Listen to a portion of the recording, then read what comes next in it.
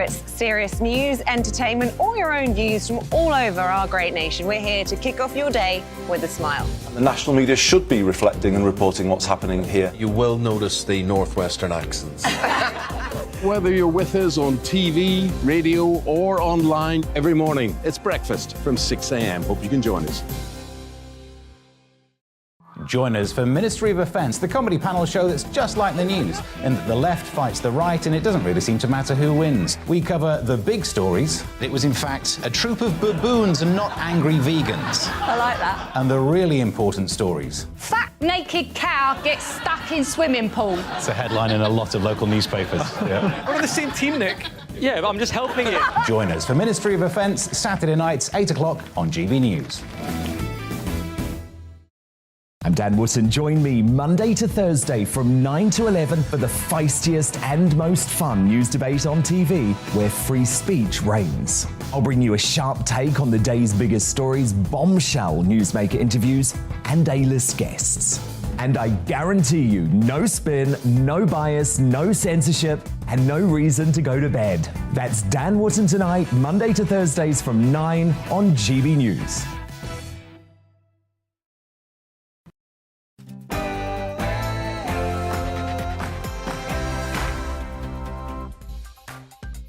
And welcome to We Need to Talk About on GB News with me, Alex Phillips, where we get stuck into the big issues of the day we need to be looking at in depth. Nothing is off the table and no one's going to be cancelled for saying what they think. Keeping me company today is political commentator Emma Webb, and here's what we've got coming up on the show. Here we go again. The Partygate row rumbles on as new photos emerge of the PM raising a glass with colleagues during lockdown. But I'm asking, is it time to just move on? Plus, West Ham footballer Kurt Zouma has pleaded guilty to kicking and slapping his pet cat. We'll get a live update from court. And are you having trouble nodding off at night? A new report says millions of Brits do. So I'll be getting some top tips on how to get a good night's kip. That's what we're talking about for the next hour. What do you need to get off your chest? Email me, gbviews@gbnews.uk, or tweet the programme at gbnews. First, though, it's time for the GB News headlines.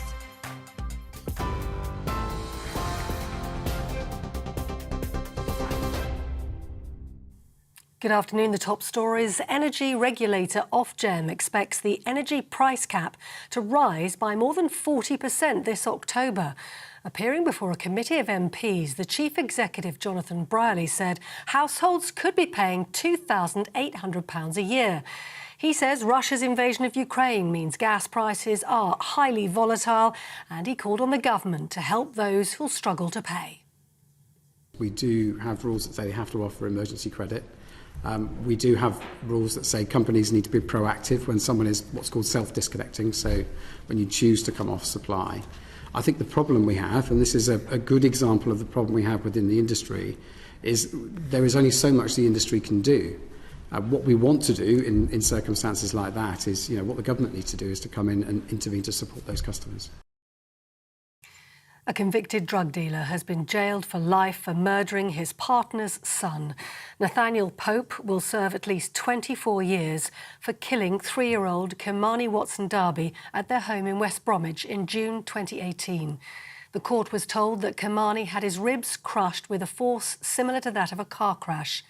His mother, Alicia Watson, has been jailed for 11 years for child cruelty and for causing or allowing his death. Well, Downing Street is reportedly expecting to receive Sue Gray's report into lockdown parties tomorrow. Boris Johnson held a cabinet meeting this morning as he faces fresh questions about whether or not he lied to Parliament.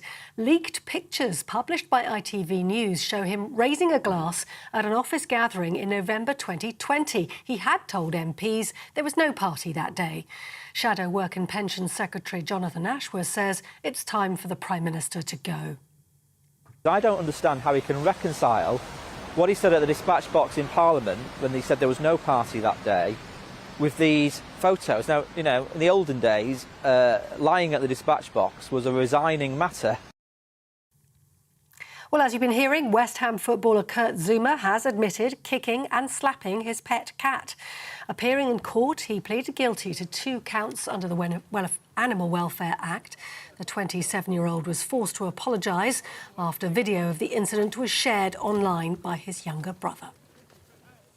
MPs have been told nurses are struggling to pay their rent and are relying on food banks.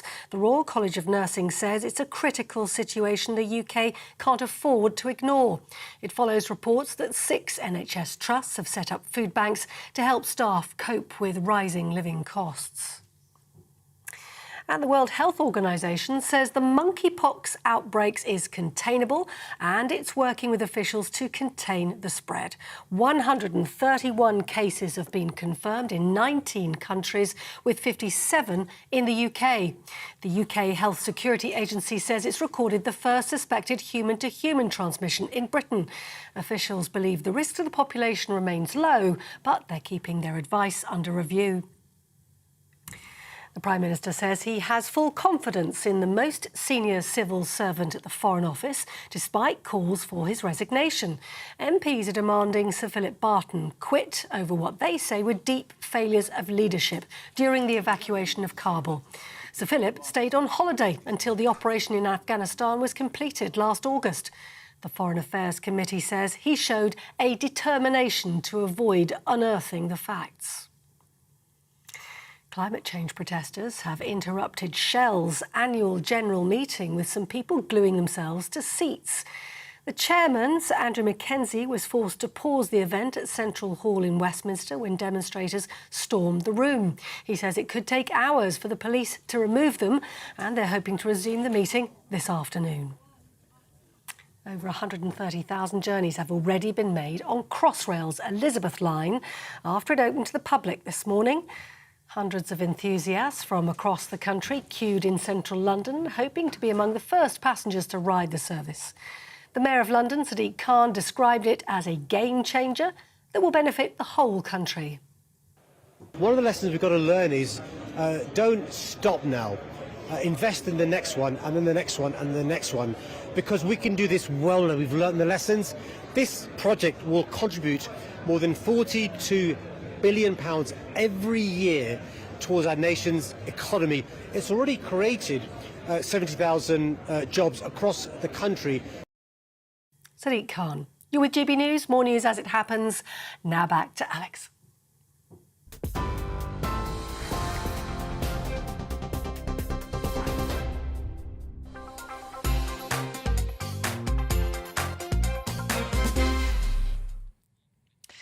If you're going to go down for partying and foozling the fuzz, why not do it like Berlusconi? Have a bunga bash, then phone the cop shop when a lady friend's arrested and claim she's the niece of the Egyptian president. That's worth apocalyptic headlines, a lengthy jail sentence and being banned from politics for life, only to allegedly then bribe officials with millions to get off and wind up in the European Parliament. But this is Britain, so all we get is a grainy photo of a leaving do toast, grumbles over the lack of a 50-quid fine, and a report by someone called Sue. Very grey indeed. Yet Fleet Street's been dining out on it for months. And to add to the scandal, the opposition leader had a Danzak in Durham, no less. It was the 200 quid's worth of curry that tipped off the police that something very dodgy was going on indeed. I'll fall on my sword if my honour's found wanting, proclaimed valiant Sir Keir, while stooge Sadiq bites his thumb at the police, rotten to the core for not banging bad Boris with a bill. Again, they line up, the jilted courtiers and the rotten borough has-beens, to cry foul.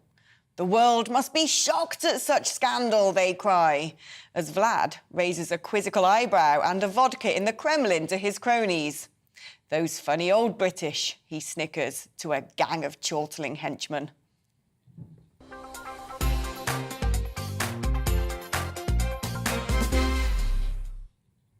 Well, as we await the release of Sue Gray's so-called Partygate report, thought to be coming out tomorrow, here's the background from GB News reporter Paul Hawkins. This was one of the parties the Met was investigating. It was taken on November the 13th, 2020, when England was in lockdown. The question, why some people at this party were fined for breaking COVID rules, but the PM wasn't. More pictures, plus WhatsApp messages and emails between Number 10 staff are said to be on the way when Sue Gray publishes her full report. There'll also be more details about 16 events held over 11 months between May 2020 and April 2021. 12 of those were investigated by the Met, with 83 people fined, including both the Chancellor and the PM, for attending his birthday celebrations in June 2020. I understand the anger that many will feel that I myself fell short when it came to observing the very rules which the government I lead had introduced to protect the public. Sue Gray is also likely to name some of the civil servants who broke COVID rules. And it might also answer key questions like why some Downing Street staff were fined for attending a Number 10 garden party in May 2020, but the PM, who was there, wasn't. This will be the warts and all version, after her initial report in January said the Downing Street garden was used for inappropriate gatherings without clear authorisation or oversight. There was an excessive consumption of alcohol in Downing Street and failures of leadership and judgment by different parts of Number 10 and the Cabinet Office. What the report won't answer is whether the PM lied to Parliament when he said this. And that no COVID rules were broken, and that is what I have been repeatedly assured. That's the job of Parliament's Cross-Party Privileges Committee.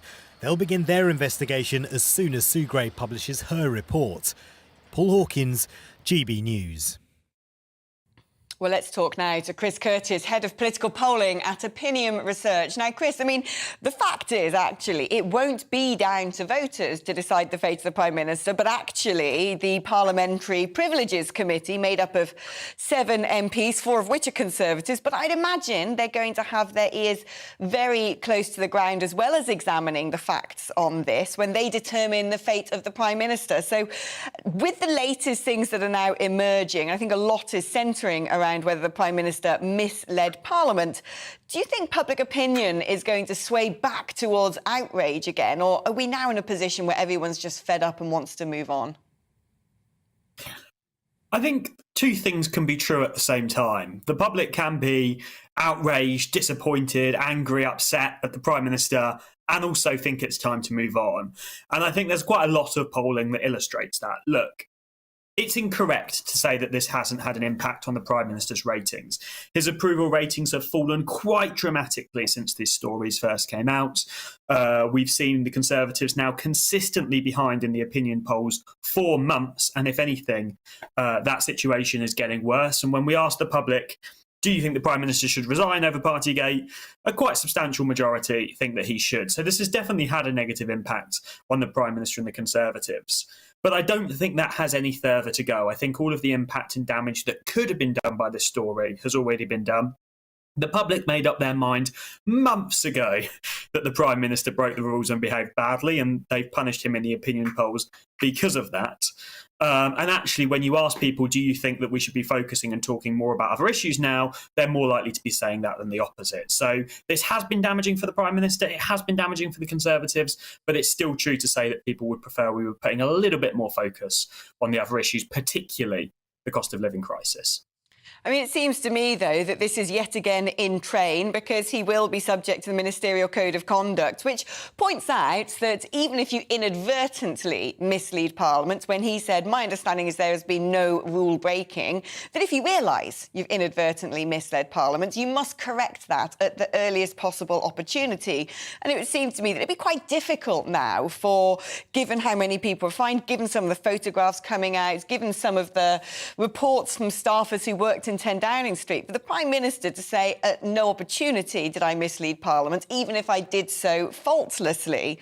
And that, if he is found guilty, leads to a 10-day suspension with the convention that he should resign. So under those circumstances, what on earth could a Prime Minister then do?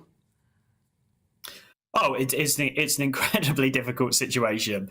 And let's be honest, a lot of it is of his own making. We see it most days of the week, a media round where a Conservative minister is sent to give the government line on whatever the issue is of the day, only for that line to completely fall apart by lunchtime as we start to get new information. And look, as I say, I've never worked in crisis management, so I can't say, well, somebody who did would be advising the Prime Minister on this, but I imagine it's pretty much the complete opposite of what the Prime Minister's done. I mean, when you're faced with a situation where it's this, when you're faced with an accusation like this, it's important to try and get it all out in the open first, be truthful with the public, and then try and move on from the issue. The reason this debate really has been dragged out so long for the Prime Minister is because it's all come out in bits. There's been constant denials of things that we now know have happened. And it means when we now look at the opinion polls, very, very few people trust the Prime Minister. About 3/4 of the population think he's untrustworthy. More people think the moon landings were faked than think the Prime Minister has told the truth about what's going on. I mean, ultimately, it will be up to Conservative MPs to decide the Prime Minister's fate. But the Prime Minister better be damn happy about that, because if it was up to members of the public, his fate would have been sealed months ago.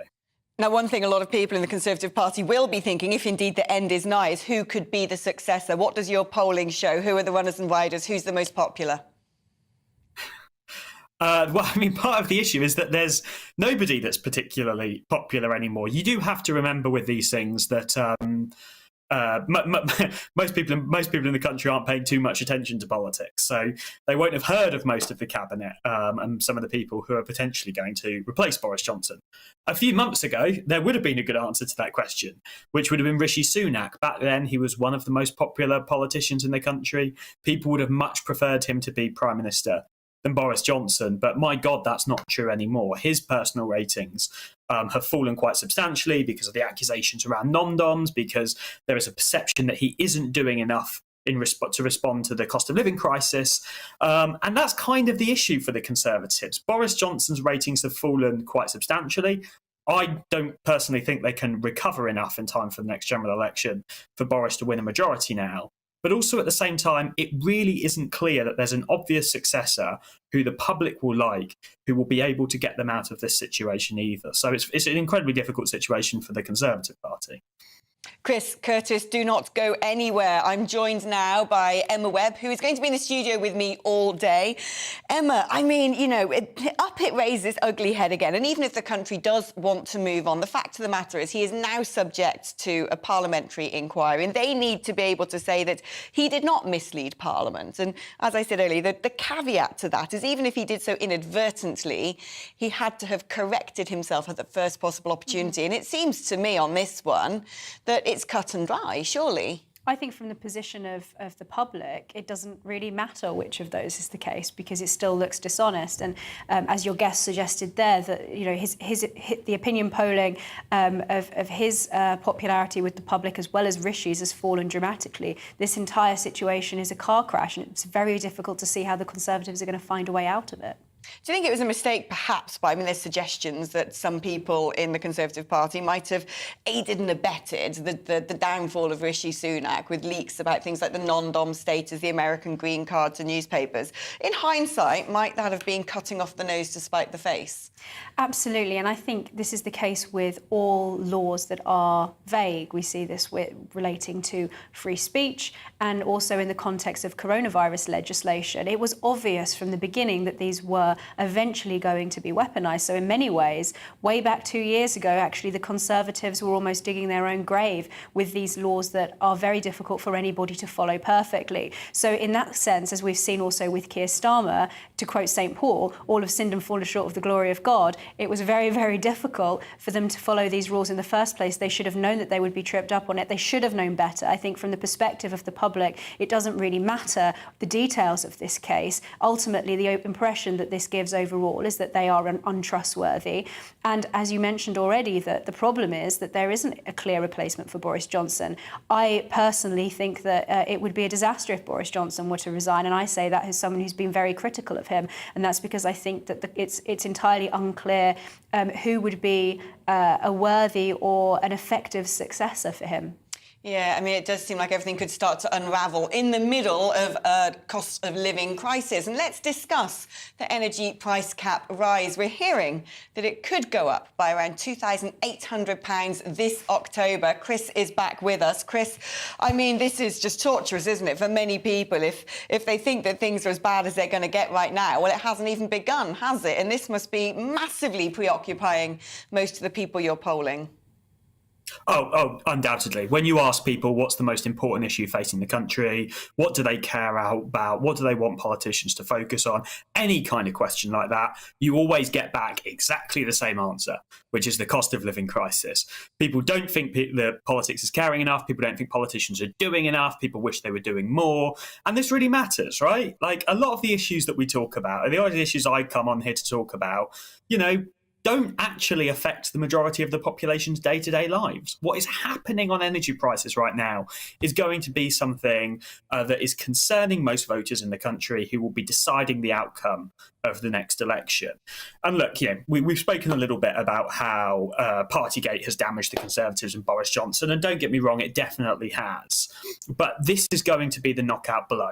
If the Conservatives don't get a grip on this, if the Conservatives don't do more to help people, and more importantly, have a bit more of an explanation and a discussion about why they're giving the help that they are giving, and why they can't give any more help. That's what they need to do. They need to tell a story along why they're giving the help they are giving and why they can't be giving more help. Unless they get on and do a lot more of that work, I think the public are really going to punish them. At the moment, they're too busy getting distracted by lots of other issues, whether that's whatever policy intervention they've come up with this week, whether it's Partygate or anything else. They're constantly getting distracted by those other issues, and they're not focusing on the most important issue of the day for voters, which is the cost of living crisis.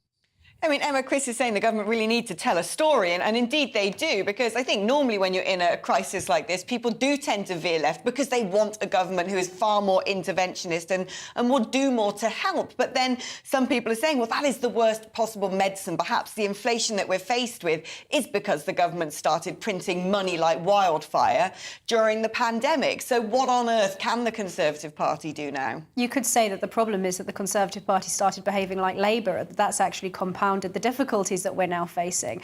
And I think that really the issue here, you've already touched on this, is that this is a crisis of communication. The government, not only in this context, but in others as well, have behaved almost like the Tsar stuck up in the royal palace and becoming ever more distant from the people. Boris was known as being the politician of the people. And now we're in a situation where it seems that the Conservative government don't actually know how to make it clear to the population what exactly is going on with their energy prices and why this is happening, because this is a complicated thing, and it's the job of good political communicators to make it clear to the public why things are happening the way they are and why the government is taking the decisions that they're taking. And this, again, as you mentioned earlier, is responsible partly probably for the fall in Rishi's popularity, because this isn't being communicated well and it is affecting people's lives, and it really could be the death blow to the Conservative Party. So we've gone from a position where the Conservative Party were possibly looking at successive future governments. We could have seen Boris in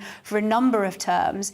And now we're facing a situation where the Conservative Party may be locking themselves out, and we may end up with a Labour Party government that would be even worse, because it's not clear that the Conservatives can provide a better alternative.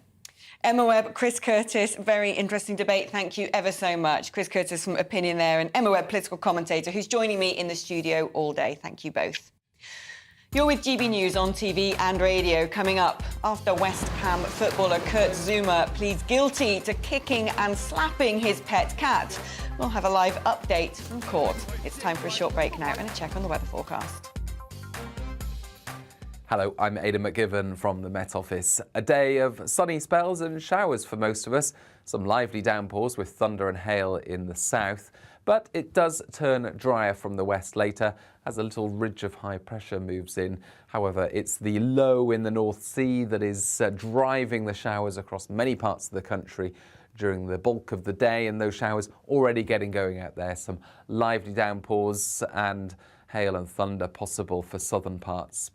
It will be gusty in the far northeast, but for many it's light winds, and that means the showers will be slow moving.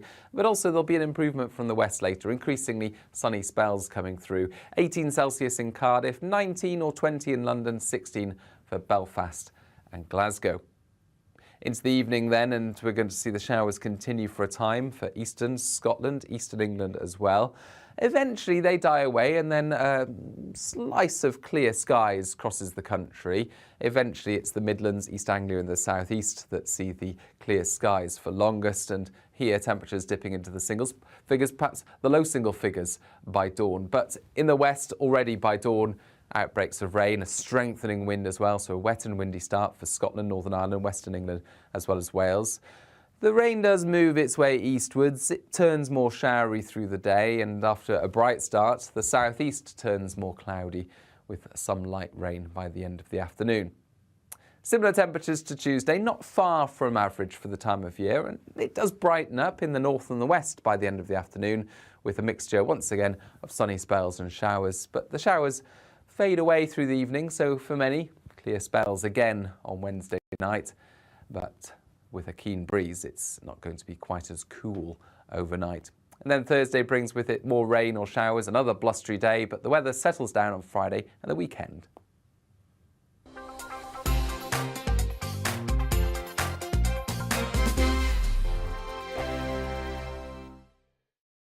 We are GB News. We're right across this great nation. On TV, on radio, on digital. Absolutely everywhere. We don't talk down to you. We embrace all voices. With honest and civilised conversation. We're not part of the establishment. We're one of you. And we're only getting started. Join us on GB News, the People's Channel, Britain's news channel. Every morning from 6 o'clock, we'll wake you up with GB News Breakfast with all the stories you didn't know from the night before. So whether it's serious news, entertainment, or your own views from all over our great nation, we're here to kick off your day with a smile. And the national media should be reflecting and reporting what's happening here. You will notice the northwestern accents. Whether you're with us on TV, radio, or online, every morning, it's breakfast from 6 a.m. Hope you can join us. Join us for Ministry of Defence, the comedy panel show that's just like the news, in that the left fights the right and it doesn't really seem to matter who wins. We cover the big stories. It was in fact a troop of baboons and not angry vegans. I like that. And the really important stories. Fat naked cow gets stuck in swimming pool. It's a headline in a lot of local newspapers. Yeah. We're on the same team, Nick. Yeah, I'm just helping you. Join us for Ministry of Defence, Saturday nights, 8 o'clock on GB News. I'm Dan Wootton. Join me Monday to Thursday from 9 to 11 for the feistiest and most fun news debate on TV, where free speech reigns. I'll bring you a sharp take on the day's biggest stories, bombshell newsmaker interviews, and A-list guests. And I guarantee you, no spin, no bias, no censorship, and no reason to go to bed. That's Dan Wootton tonight, Monday to Thursdays from 9 on GB News.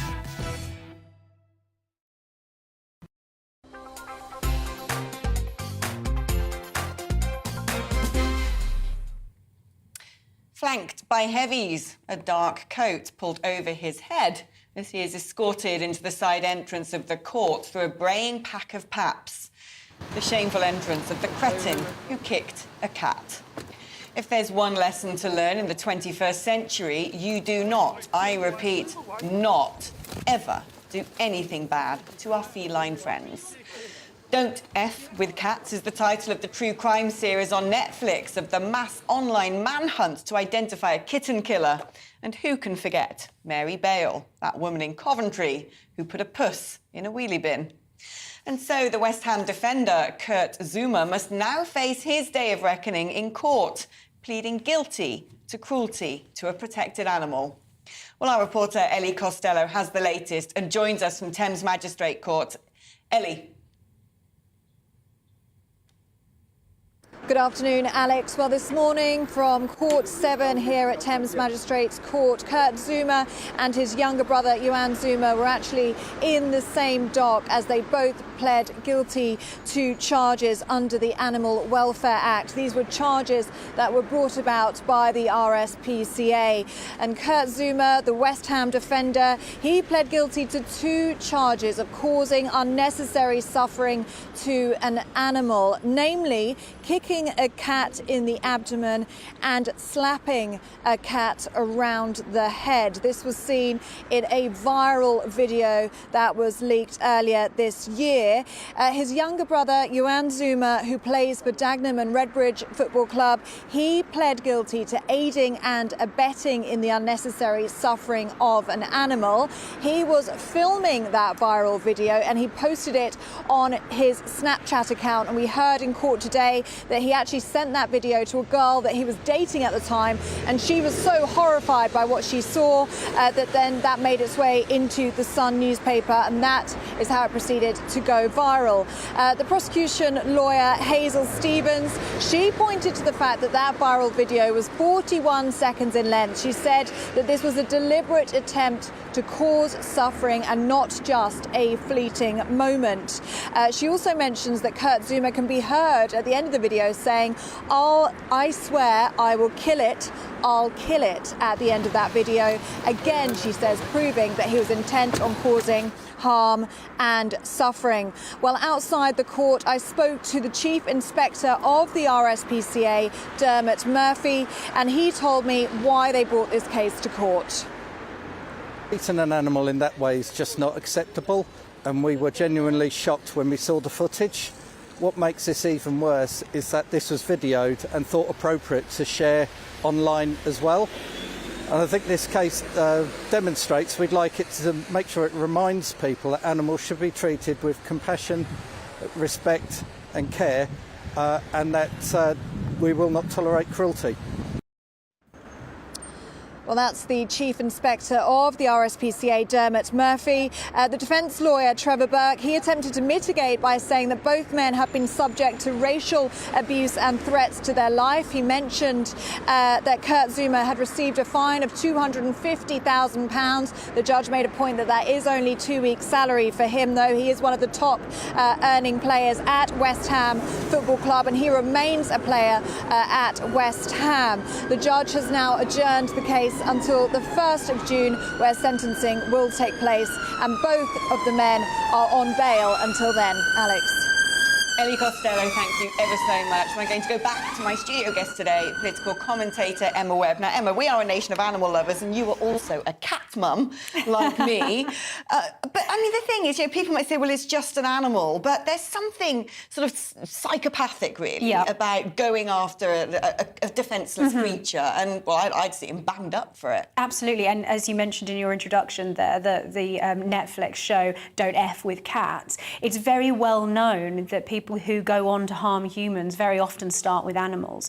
And there's something that is particularly abhorrent, as the man from the RSPCA said there, about filming it and being proud of what you've done in hurting that animal. And I agree with you. I actually don't think a fine is enough. I think that we should have much tougher penalties for people that harm animals. And as a fellow cat mum, I know how much we both love our cats, seeing this video is just absolutely horrendous. And it's the sort of joviality with which the pain is inflicted on the animal, that there is something that is deeply psychopathic about this.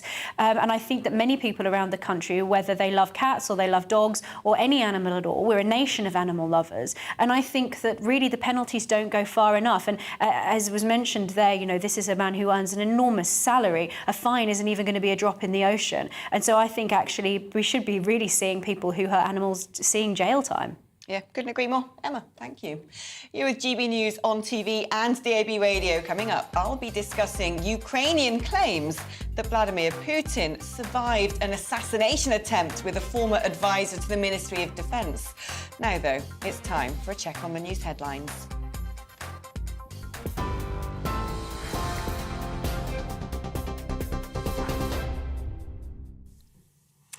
Alex, thank you. The energy regulator Ofgem expects the energy price cap to rise by more than 40% this October.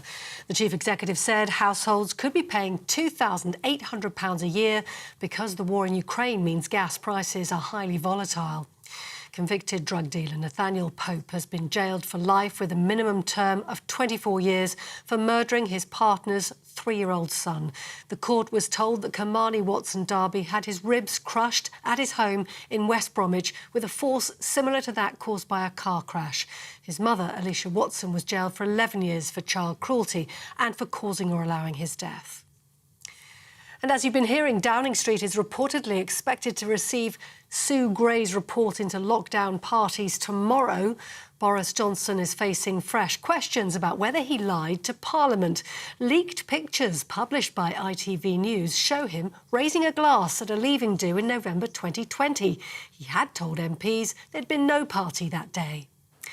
And West Ham footballer Kurt Zouma has admitted kicking and slapping his pet cat. Appearing in court, he pleaded guilty to 2 counts under the Animal Welfare Act. The 27-year-old was forced to apologise after a video of the incident was shared by his younger brother online. And over 130,000 journeys have already been made on Crossrail's Elizabeth line after it opened to the public this morning. Hundreds of enthusiasts from across the country queued in central London, hoping to be among the first passengers. The Mayor of London, Sadiq Khan, described it as a game-changer that would benefit the whole country. On TV, online and on your radio via DAB+, you're with GB News, and Alex Phillips will be here after the break.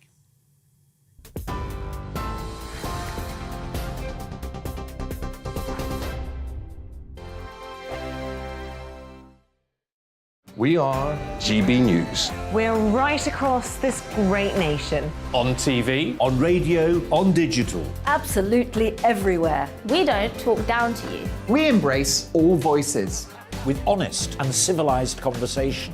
We're not part of the establishment. We're one of you. And we're only getting started. Join us on GB News, The People's Channel. Britain's news channel.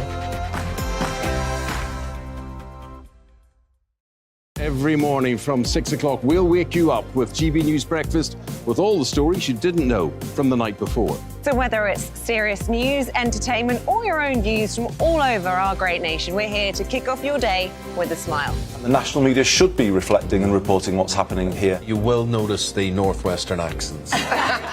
Whether you're with us on TV, radio, or online, every morning, it's breakfast from 6 a.m. Hope you can join us. Join us for Ministry of Defence, the comedy panel show that's just like the news, in that the left fights the right and it doesn't really seem to matter who wins. We cover the big stories. It was in fact a troop of baboons and not angry vegans. I like that. And the really important stories. Fat naked cow gets stuck in swimming pool. It's a headline in a lot of local newspapers. Yeah. we're on the same team, Nick. Yeah, but I'm just helping it. Join us for Ministry of Defence, Saturday nights, 8 o'clock on GB News. I'm Dan Wootton. Join me Monday to Thursday from 9 to 11 for the feistiest and most fun news debate on TV, where free speech reigns. I'll bring you a sharp take on the day's biggest stories, bombshell newsmaker interviews, and A-list guests. And I guarantee you, no spin, no bias, no censorship, and no reason to go to bed. That's Dan Wootton tonight, Monday to Thursdays from 9 on GB News.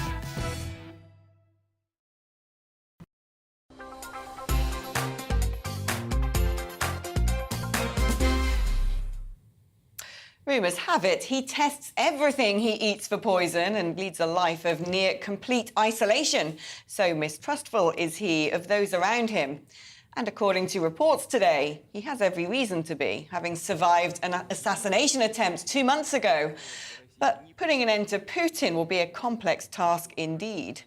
According to the Russian despot, 5 attempts have been made on his life already, leading to the appointment of his own crack team of snipers as he carries the nuclear button around with him everywhere. So, if the monster itself cannot be slayed, what then? Well, as we mark 3 months of war, ex-American President Nixon's former Secretary of State and superbrain, Henry Kissinger, has told the annual gathering of powers at Davos that perhaps it's time Ukraine gave up territory, joining a growing number of world leaders, from French President Emmanuel Macron to German Chancellor Olaf Scholz, seemingly urging the same, fearful perhaps of the consequences of a protracted war. Consequences such as a global famine, as Russian forces block vital shipments of grain from Ukrainian ports, with the British Royal Navy ready to step in to escort the precious cargo to nations that could be on the cusp of disaster. But could and should such appeasement of an oppressor ever be countenanced? Well, I'm joined now by Gwydion Prince, who's a former advisor to the Ministry of Defence, NATO and the UN. Meanwhile, the Defence Committee is currently discussing the role of the UK, US and NATO in relation to the war in Ukraine. Gwydion, fantastic to actually have you in the studio. Very nice to be here, Alex. Let's start off with those comments by Kissinger. He's not the first person to be saying this. There's been a few editorials in American newspapers intimating the same. It's obviously a deeply unpopular opinion, but with far-reaching consequences that we are seeing, not just energy prices rising, but a potential food crisis around the world. Is it something that people should actually be sitting down and thinking? Mr. Kissinger is a man with a great past. He's 98 years old, and he's the arch-realist. But this statement actually brings to a head the question of what realism means in this circumstance. I think his position is not only unrealistic, I think it's dangerous. I don't think there's the slightest chance of persuading the Ukrainians, having gone through what they've just gone through. And remember what they've gone through. They've just won the first phase of the war against the Russian Federation. And it looks as though, at the moment, they are fighting hard and may have a chance of actually winning on the battlefield. They're not going to be persuaded to give up land in order to have what? In order to have what the Deputy President pointed out, which is a frozen situation in which whoever follows Mr. Putin, and we'll come to how long that might be in a moment perhaps, can get ready to come back and have another go, better prepared. So I think it's an unrealistic proposition. And, you know, Davos, my goodness, I mean, you know, it's what the British military call a self-licking lollipop. It's a self-admiration society. I'm not sure it actually really ever counts for that much. But on the other side, as you said in your intro, we now have serious discussion about the West preparing to use escorts to make sure that grain goes to the people who actually need it, so that Putin cannot weaponize food, which is what he's trying to do. He's trying to weaponize the starvation of states, many of whom he already has his claws into. There really is no end to this man's cynicism. And, well, it seems to be working when you have people like Kissinger joining the French president and the German chancellor in suggesting some degree of appeasement. But, I mean, how significant is it that it's the Royal Navy stepping up, I think, in talks with Egypt, one particular country, about escorting these grain shipments? I mean, we have a lot of interests in many of the countries who could be on the brink of disaster, and I'd imagine famine can very often lead to a huge amount of instability and unrest. You know, well, let's not whisper it quietly. The last 3 months has demonstrated to anybody who had any doubt what global Britain actually can do when it's free of being under somebody else's thumb. We could not have taken the steps that we took at the very beginning. We took the steps, let's not forget, which provided the weapons that enabled the Ukrainians not to be defeated in the first 3 days of the war. And if that had gone wrong, none of what's happened subsequently could have happened. The fact that it's the Royal Navy, well, that's straightforward. It's the most powerful navy in Europe by a substantial margin. And it's backed by a proactive foreign policy, because the other point that's before us today is this gulf, this absolute gulf that's now opened up in Europe between the French, the Germans, the European Commission, the Wall Street Journal, and apparently now Mr. Kissinger, although I wish he wasn't on that side of the fence, and the rest of the Anglosphere world, led by us, including now, of course, not only the Baltic states, but massive geopolitical turning point was the decision by the Swedes and the Finns to actually join NATO. These are tent pegs driven into the ground, which are not going to be pulled out again. It's the exact opposite of what Mr. Putin said he wanted. Everything has gone wrong for him. However, How long he's going to be there, maybe we want to talk about that. Yeah, I mean, there's reportedly assassination attempts on Putin, but you know, he seems to be extremely well guarded. I think it would be a huge challenge, wouldn't it, for anybody to take him out? Remember where these rumours came from. These come from the Ukrainians. They do psychological warfare as well as everybody else. I don't know that there's any credible evidence of that sort of thing. But what there is credible evidence for, which comes from people who really do know, like Christo Grozov, if you remember him, who runs Bellingcat, which is a crucially important organization. It doesn't believe in sources like ordinary journalists. It only believes in data. So they've been looking at the communications among the Siloviki, the strongmen around Putin, and he's more and more and more isolated. But there is another theme which was raised by James Bond's former boss, Richard Dearlove, the former chief of the Secret Intelligence Service, a couple of days ago, which has created quite a lot of interest, where he suggested that Mr. Putin may be going into a sanatorium from which perhaps he won't come out. Indeed, there is a rumour that he actually had a cancer operation last week and that Mr. Patrushev, Mr. Nikolai Patrushev, who runs the FSB, that is the former KGB, was actually running the show. My view is that from our point of view, that's probably not a bad thing, because Patrushev may be as hard as nails, but he's a rational actor. And I don't think that Mr. Putin is a rational actor at this point. Gwydion, it's absolutely fascinating talking to you, and thank you so much for coming into the studio. It's lovely to have you here in person. It's a pleasure. I could see you nodding on there when Gwydion was talking about the gulf that's emerged between European states and that global Britain is very much leading the charge here. It's something that seems to be repeated over and over again every time I open a newspaper. Absolutely. I think that, as you say, this is a sign that Britain is really stepping into its role as global Britain going forward in a way that is not necessarily in the globalist sense that some people have imagined it, but actually that we, as we have been historically, are at the forefront of geopolitical decisions, significant geopolitical decisions. And I fear that these remarks from Kissinger, it sounds as if Ukraine is being handed over to being the next Sudetenland. And I think from a Ukrainian perspective, that being put in a situation like that is essentially being put in a situation where it's only a matter of time until the rest of Ukrainian territory is taken, and then possibly even further beyond the borders of Ukraine. So not only do I think that Kissinger's remarks are silly and that the remarks coming out of Davos are extremely incompetent, actually, but I think that Britain has showed the alternative realism in this, that we are really drawing on our historical experience, and that the Finns and the Swedes and the Nordic countries alongside us in this reversal of what Putin had hoped for suggests that actually this is an unexpected response to geopolitical changes that perhaps not only Russia but China wouldn't have anticipated. There's something else as well, Alex, actually. Let me just share it with you. Very briefly. Right, here's a piece of paper, quite an important piece of paper. My name is Boris Bondarev.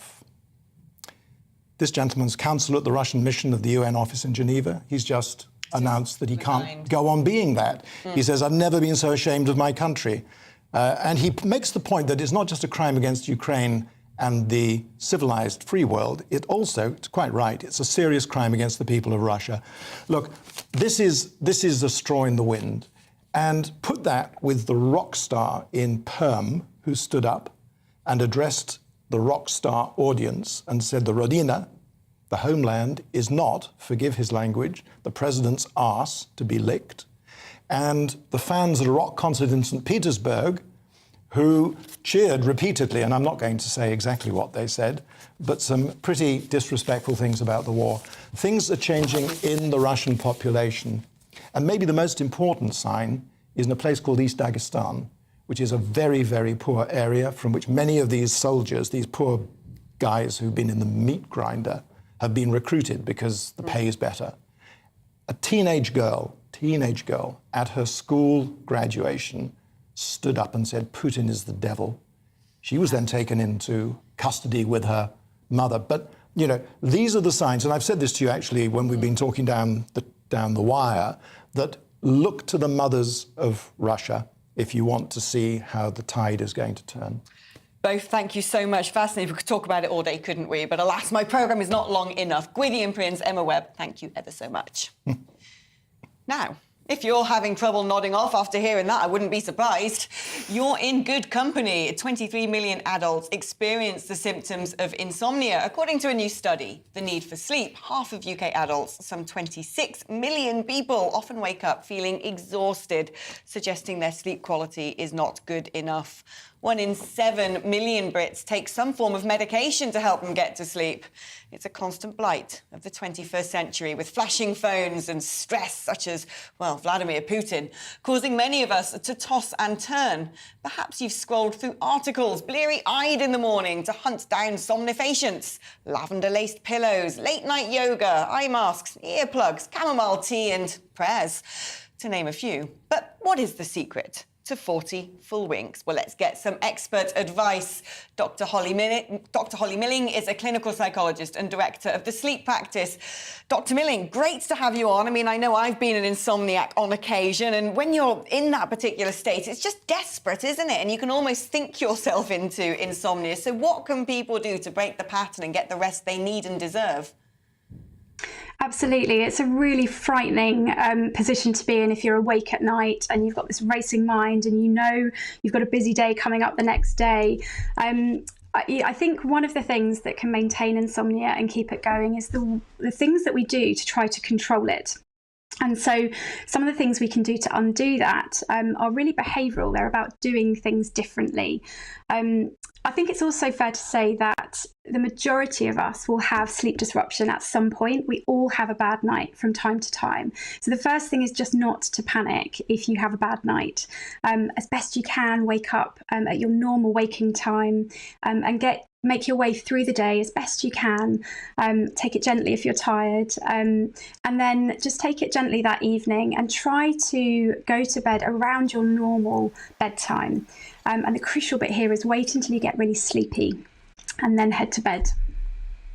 What about other things that, I mean, I always think that a dark room is almost critical for me for a good night's sleep. I find a walk in the fresh air, being physically active during the day helps. Certainly cutting down alcohol and dodging sugar has helped me get a good night's sleep. Are those things that people should also consider and really maybe do an audit of their lives from the moment they wake up to the moments they get to sleep to identify potential disruptors to a good night's sleep? Yeah, absolutely. So some of those things you described are what we would call sleep hygiene. They're healthy sleep habits. And so we recommend that as best you can, keep to those healthy sleep habits to keep sleep on track. But I often liken those habits to dental hygiene. So if you think about dental hygiene as brushing your teeth regularly, flossing, and that helps to keep your mouth and teeth healthy. The problem is, if we get a cavity, those healthy habits aren't enough to fix it. And it's exactly the same with sleep. So keeping those healthy habits are great, but if sleep starts to become troublesome or disrupted, it may be that you need a more kind of active intervention. And the gold standard treatment for insomnia is cognitive behavioural therapy for insomnia. Thank you ever so much. That is Dr. Holly Milling, hopefully elucidating some of the ways in which we can get a better night's sleep. I hope if that's you, that you may have heard something that could prove very useful.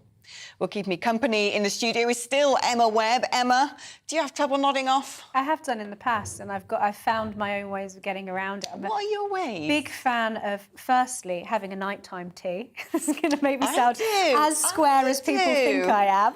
A decaf one, some sort of herbal tea. Yeah, you can buy nighttime teas in Sainsbury's or in any of the major supermarket chains. Usually have their own type of bedtime tea. I personally prefer Sainsbury's bedtime tea. Others are available. And yeah, you can get all sorts of different brands of different types of bedtime tea. I find very effective. Every single night I put lavender on my pillow. You can also get sleep sprays for your pillow. Helps you to get a good night's sleep. And another tip that I've heard is that some people take a little bit of CBD oil. Do you know, I'm a big believer in a dark room. I have to have an eye mask on. As soon as the sunlight's in through the blinds, that's me, I'm awake. One of those. No and way. yeah, and actually, I've really basically knocked alcohol on the head lately, and I've slept better than ever. So, a bit boring, but people often think alcohol helps them to go to sleep, but it wakes you up when you least expect it. Thanks, Emma. Now, when Brits were asked about the things that annoy them the most, 8 of 20 common irks were all transport-related. It's what makes us, without doubt, the best drivers on earth. Not only do we know that driving on the left is better because, well, it just is, we probably spend more time faffing around at junctions being polite and giving way rather than honking our horns like an angry Frenchman on the Champs-Élysées, otherwise known as the highway to hell. So it's no surprise today that the Alex agenda has a deeply vehicular theme.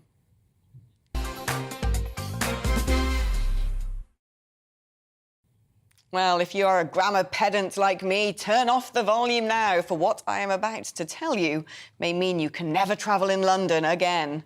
Despite stirring images of weirdly excited tube spotters sporting purple attire to scramble onto the inaugural trains of the new Underground line to celebrate our beloved Queen, well, huge sums have been paid to adorn every tube sign and station wall with the new moniker. And no, not the Elizabeth line, which may have been marginally better to suggest this is not the name of someone called Ms. Elizabeth Line, nor just Elizabeth, like every other line before it, Jubilee, District, Hammersmith and the like, but Elizabeth Line.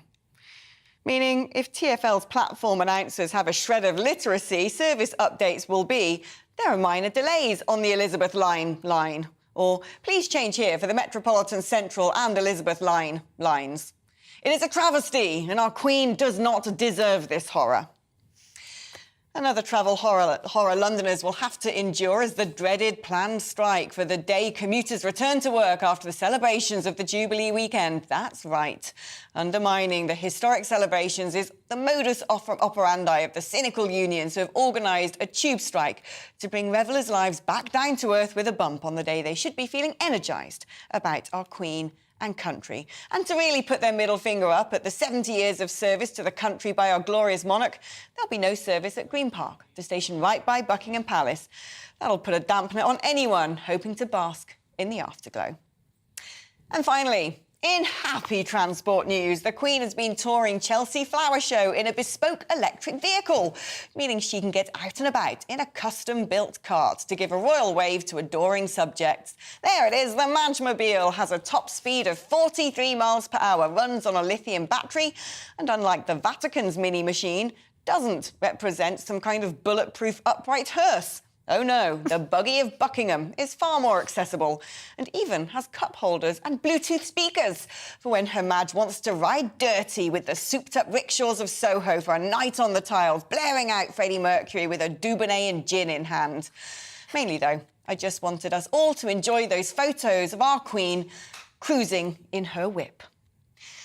Emma, anything there that you want to get your teeth stuck into? Trying not to laugh over your monologue there, because I love the idea of the Queen being hurtled around in one of those noisy rickshaws that you sometimes get in Soho, blaring out, you know, Queen or something.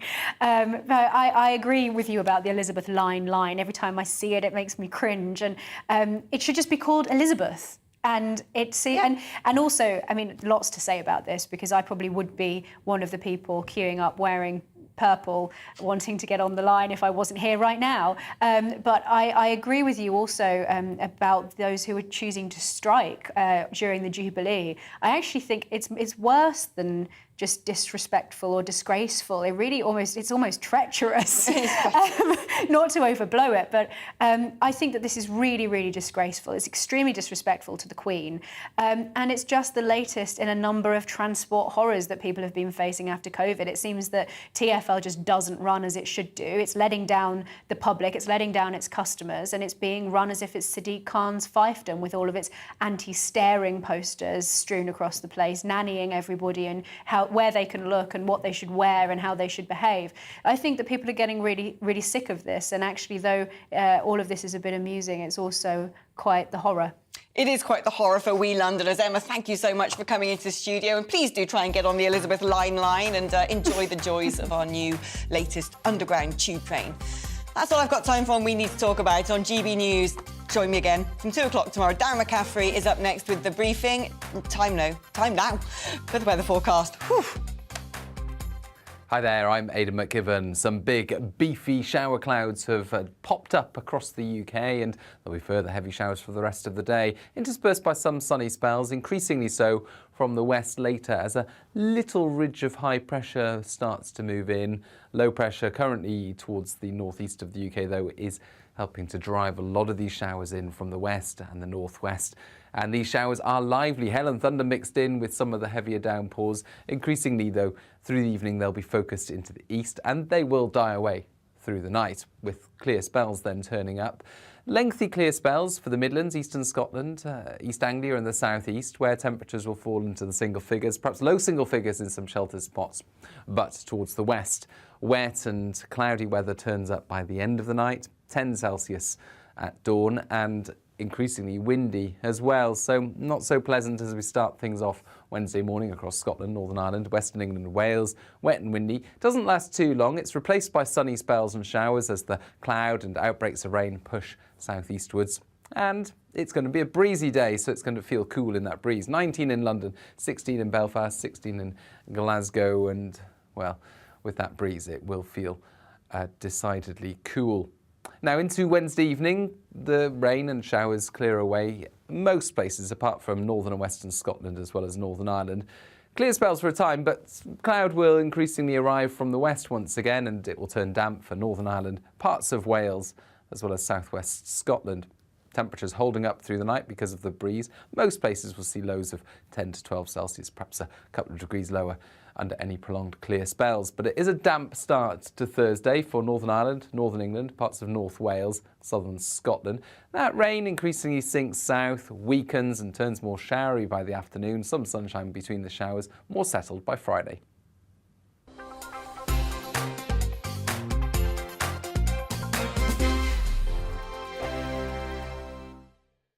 We are GB News. We're right across this great